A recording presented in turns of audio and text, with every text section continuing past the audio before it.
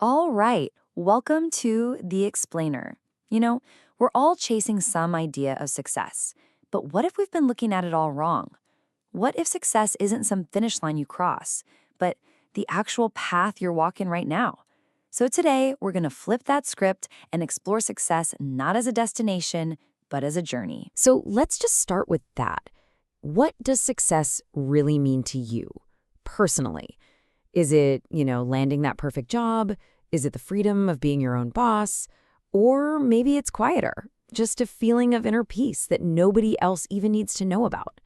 Look, there's no right or wrong answer here, but figuring out your answer, that is the absolute first step. And that really brings us to the core idea for today's explainer. The real prize isn't just hitting the target. It's about who you become along the way, the grit you build, the things you learn. The journey is the reward. All right, so let's get into the first piece of this puzzle. Think about it like this. Before you can even think about drawing a map, you got to know which way is north, right? That's your inner compass. That's your mindset. And it is, no joke, the foundation for everything else. Because if your head's not in the right place, the best map in the world is just going to get you lost faster. So there's this amazing psychologist, Carol Dweck, and she broke it down into two basic mindsets. You've got the fixed mindset, which says, my talents are what they are. And then you have the growth mindset, which believes you can get better at pretty much anything with effort. And that tiny little tweak in how you talk to yourself from, I can't, to I can learn how. I mean, that changes everything. You see this quote? That right there is a growth mindset speaking. It sees a setback not as a game over screen, but just as another level in the game. The big takeaway here is that defeat isn't something that just happens to you. It's something you accept. Your own belief is your last line of defense. Okay, so how do we actually build this self-belief muscle? Well, one super practical tool is daily positive self-talk. And look, this isn't just some feel-good fluff. There's real science here. When you tell yourself things like, I am capable, it can actually trigger a dopamine release in your brain, which gives you more mental energy and focus. You're literally, and I mean literally, rewiring your brain for more confidence. All right, so you've got your inner compass dialed in. What's next? Well, now you need a map and some tools. This is where we stop dreaming and start doing.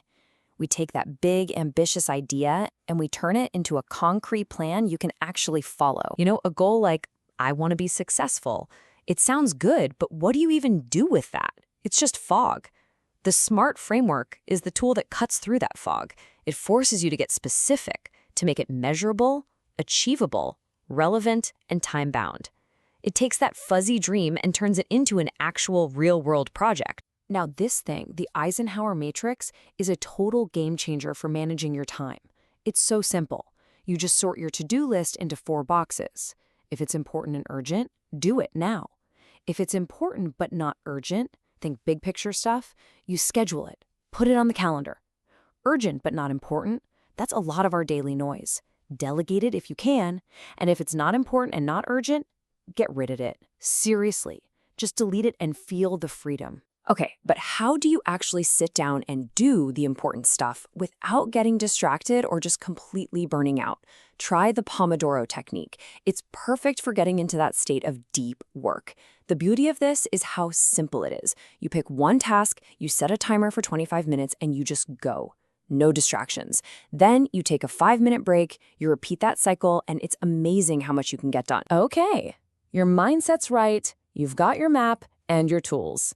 Now comes the climb. This is where the rubber meets the road, where the plan meets reality. This part is all about discipline, hard work, and knowing you're going to stumble.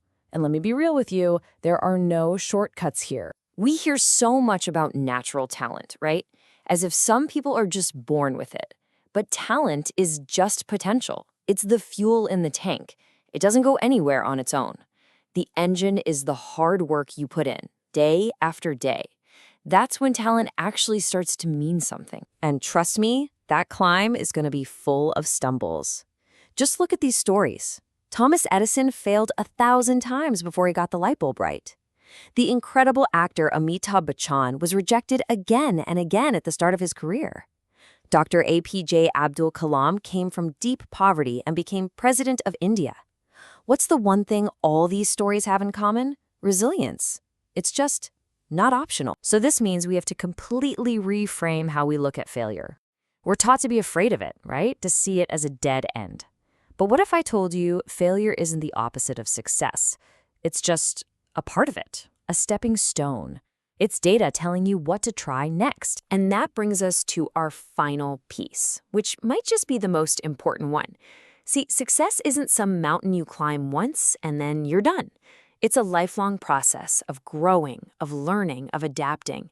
And a huge part of that is shaped by the world you build around yourself. Okay, here's a thought that might hit close to home. They say you become the average of the 5 people you spend the most time with.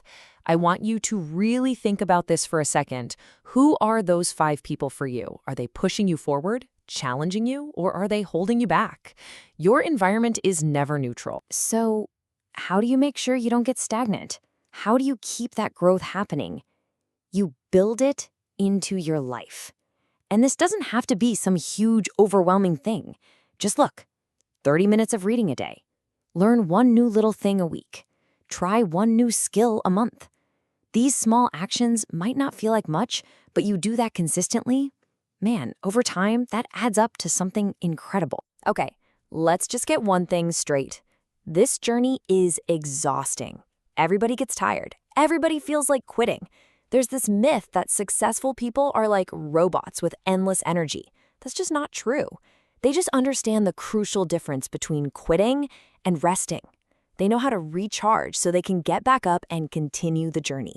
So there you have it. We've talked about the mindset, the tools, the climb, and the need to keep learning for life. Basically, you have a map. You have the framework for your own personal journey. The only real question left is, when are you going to take that first step?